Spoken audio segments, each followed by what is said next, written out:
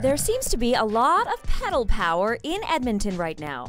More people are using their bikes as a main source of transportation, not only to work, but to meet friends for dinner, to buy groceries. It's a lot cheaper and it's better for the environment and it's better for yourself as well. It allows you to get more interactive with your environment. Shops, paths, different areas that you wouldn't get normally on a car.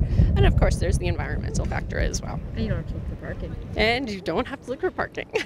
Everyone has their own reasons for biking more and driving less. The trouble on the environment is not good, and so we need to try to find alternative sources to get to work and to get around where we need to go, plus the cost. The price of gas and parking is too expensive.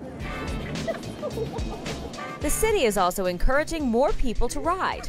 A cruising event was recently held at Churchill Square to allow people to test out different styles of bikes to see what would fit in their life. We tend to be couch potatoes, computer people, so if we, take the time to ride a bike to work instead of driving by car, then we're actually getting the exercise, some of the exercise we need. I see lots of people out on their bikes and traveling around by that. I'm sure we could do it a lot more, but it's a beginning. Maybe you've been thinking about making your bike your #1 source of transportation. Well, just like doing maintenance on your car, your bike will need tune-ups as well. Corrine Schufeld is a bike mechanic with the Bike Commuters Society, a non-profit organization formed in 1980 to support people using bikes as everyday urban travel. They also run bike repair and riding courses. We usually find that tires will lose air over the winter, and so you'll find this is really, really soft. So first thing we're going to do is pump up your tires. The other thing about having pumped up tires that are full is that you can ride a lot faster. You want to lube the chain, and what we want to do is basically put a drop on every single link.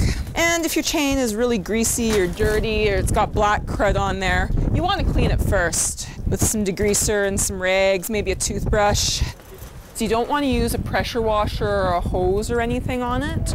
If if it's really dirty, get like a bucket and some rags or a sponge or something. Avoid the temptation to spray it down or take it to the car wash, because that's very bad for your bearings. Dr. Karen Fox, a professor at the University of Alberta, is a pro at prepping her bike for a long journey. She rides 365 days a year. Yep, even in the harsh Edmonton winter. You said you ride your bike all year round. How do you do that in Edmonton? You just do. You transition by layering yourself, and if it gets icy, you put studs on your tire, and you just keep going. So do you own a vehicle? I do own a vehicle. I use less than a tank of gas a month. Lucky you with the gas prices the way they are. Exactly. I find it quicker most of the time and cheaper. I don't pay parking. I can bicycle right up to the door practically and lock my bike and go in. If you're interested in biking more to get around the city, a great place to equip yourself with the knowledge and the tools is the Bikeology Festival, which runs the entire month of June to coincide with Bike Month.